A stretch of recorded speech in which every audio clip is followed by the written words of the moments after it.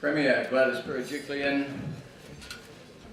Walt Secord, representing the Leader of the Opposition, Ministers Dominello and Stokes, Members of Parliament, past and present, my former ministerial colleague Michael Photius, distinguished guests, what a great honour it is to join you again tonight.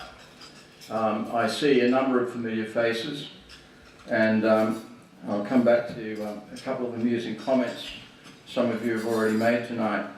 But to the members of Parliament here present tonight, and reflecting what has been said already, can I just say that this Parliament, you've got to remember, is the cradle of democracy in this country. This Parliament is the first Parliament in Australia. And this Parliament must stand up for human rights, must fight for the little man, must break hard issues first, because it was here first. It's been here a long time. Every controversy you can imagine has been seen in this Parliament, although maybe federal Parliament's adding a few new ones these days.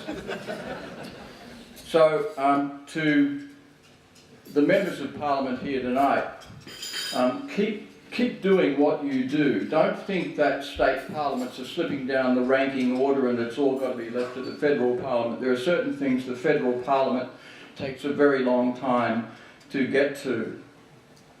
But tonight we remember the genocide of 1915. A couple of people on the way in said, "Gee, we haven't seen you for a while. You know, what have you been doing?" And so I should explain a couple of the things that I've been doing.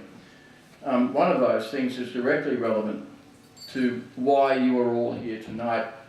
I attended Anzac Cove in 2007, and that was the same year that I would later serve, see active service as a naval officer in a forward operating base in Iraq in the same year. So I saw one visit to the Middle East coming up, but not two. But as I stood on the shore of Anzac Cove and read the wonderful, humane words of the first president of modern Turkey, Kemal Atatürk, "Your sons are our sons now," to all of those Anzacs who died, I thought about the Armenian people. How could that man, who displayed such humanity towards his enemy, the Anzacs, not display similar humanity to the Armenian people? How could the Turkish people?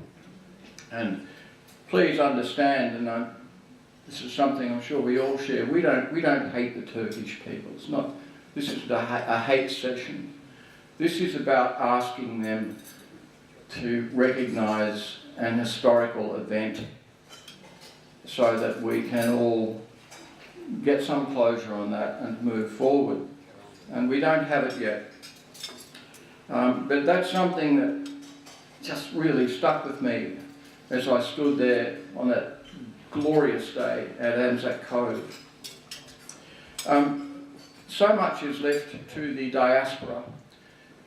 The Armenian people lost so much, lost homes, lost families, loved ones, lost dignity, lost possessions, and so went to the four corners of the earth. Armenians have excelled and endured and prospered wherever they have gone. I remember, as Deputy Leader of the Opposition in this place, going to the state legislature in Massachusetts and being welcomed by an Armenian-American speaker. The Governor of California at one stage was an Armenian-American, Governor Deukmejian. But in my view, and I say this very proudly, one of the greatest achievers for the Armenian community anywhere in the world in the last century sits here tonight, your Premier.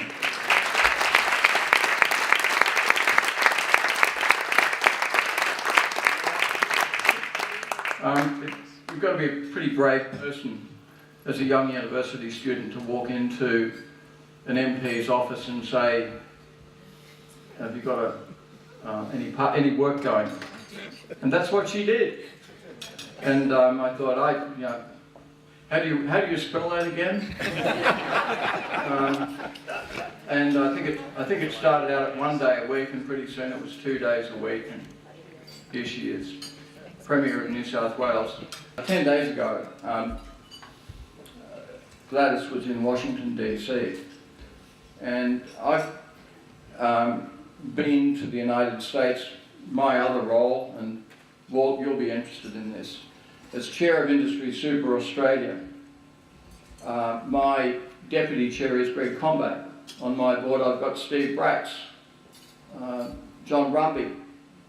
That same spirit of bipartisanship that got the Armenian motion through this Parliament in 1997 exists and works for Australia and this state at another level. But Gladys was in Washington 10 days ago, and the United States has much to learn from what we do, how we do it. And I think that the Australian people look for bipartisanship where it can be found, and it won't always be found. Sometimes there are deeply divisive issues. But on this issue, the Armenian issue, we were united. And going back to the Welcome to Country that we had at the very beginning tonight, in that same period, we also were united in being the first state in the Commonwealth to carry a motion recognising the injustice to the Aboriginal community. This state was the first. This state was the first with the Armenian motion. This state will stay at the forefront of human rights, and I think should take great pride in that. Because if you don't, it can happen again.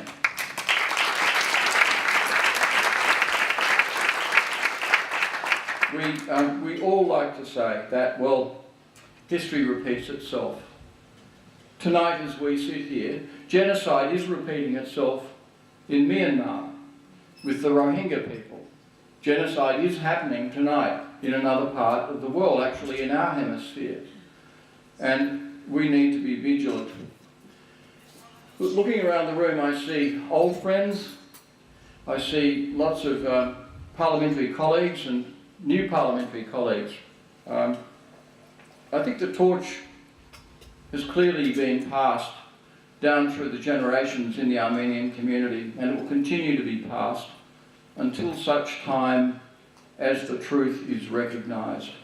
So from the bottom of my heart, a very deep thanks, a profound admiration, a congratulations and a recognition that you Armenians are irrepressible and you will prevail. Thank you.